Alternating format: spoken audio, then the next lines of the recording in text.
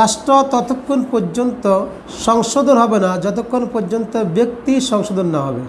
দেশ ততক্ষণ পর্যন্ত সোনার দেশ হবে না যতক্ষণ পর্যন্ত দেশের মানুষগুলো সোনার মানুষ না হবে।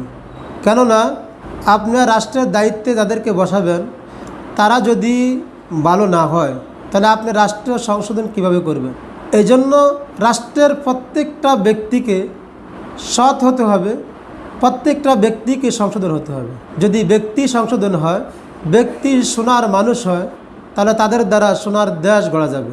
মানুষ যতক্ষণ পর্যন্ত তাদের অন্তরে আল্লাহ ভীতি, আল্লাহর ভয় না আসবে ততক্ষণ পর্যন্ত মানুষ ভালো মানুষ হওয়ার আশা করা যায় না। প্রত্যেকটা ব্যক্তি যেন সংশোধন হয়, রাষ্ট্রকে সে ব্যবস্থা করতে হবে। প্রত্যেকটা সেক্টরে, প্রত্যেকটা অফিস আদালতে তাদের তালিম তারবিয়তের ব্যবস্থা করতে হবে।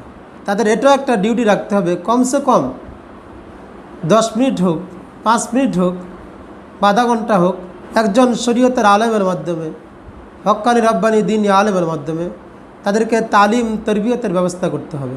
যদি এই ব্যবস্থা করে রাষ্ট্র, তাহলে আশা করা যায় যে এর মধ্যে মানুষ ইসলামী শরীয়ত দ্বীনের জ্ঞান পাবে, আল্লাহ রসুল সম্পর্কে বুঝবে, আখিরাত সম্পর্কে বুঝবে এবং ভালো কাজের ফলাফল, খারাপ কাজের ফলাফল বুঝবে। তার মধ্যে একটা বিশ্বাস সৃষ্টি হবে, আল্লাহ ভীতি ফায়দা হবে। তখন সে পাপ কাজ থেকে বিরত থাকবে। তখন তাদের দ্বারা সোনার দেশ গঠন করা সম্ভব হবে। এটা আল্লাহ তাআলার পক্ষ থেকে প্রত্যেকটা অভিভাবকের উপর এই দায়িত্ব রয়েছে। মহান আল্লাহ তাআলা বলেন সূরাতুত তাহরিমের 6 নং আয়াতে, আউযু বিল্লাহি মিনাশ শাইতানির রাজীম, বিসমিল্লাহির রহমানির রহিম, ইয়া আইয়ুহাল্লাযীনা আমানু কু আনফুসাকুম ওয়া আহলিকুম নারা। হে ঈমানদারগণ, তোমরা নিজেরা বাঁচো এবং তোমাদের পরিবারবর্গকে বাঁচাও জাহান্নামের আগুন থেকে। ওয়াকুদুহান নাস ওয়াল হিজারা, যে জাহান্নামের ইন্ধন হবে, লালকি হবে মানুষ এবং পাথর। আলাইহা মালাইকাতুন, তার মধ্যে এমন সব ফেরেশতা নিযুক্ত থাকবেন, গিলাজুন শিদাদ, যারা নির্মম কঠিন, লা ইয়াসুনাল্লাহা মা আমারাহুম, তারা আল্লাহ তাআলার নির্দেশকে অমান্য করেন না।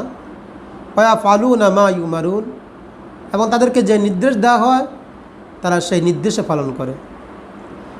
তা রাষ্ট্র একটা পরিবারের মতো। পরিবার যারা কর্তৃপক্ষ আছেন, যারা রাষ্ট্রের কর্ণধার, তাদেরকে এই কথা ভালোভাবে উপলব্ধি করতে হবে যে আমাদের আল্লাহর পক্ষ থেকে দায়িত্ব রয়েছে আমাদের এই রাষ্ট্রের সবাইকে জাহান্নাম থেকে বাঁচানো এবং সবাইকে জান্নাতের দিকে নিয়ে